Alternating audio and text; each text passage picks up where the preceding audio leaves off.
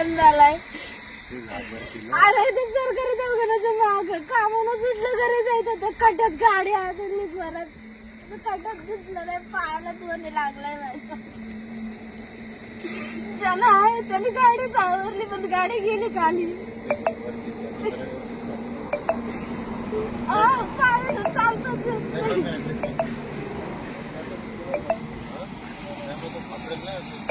पोलादपूर शहरा नजदीक या LNTच्या चुकीच्या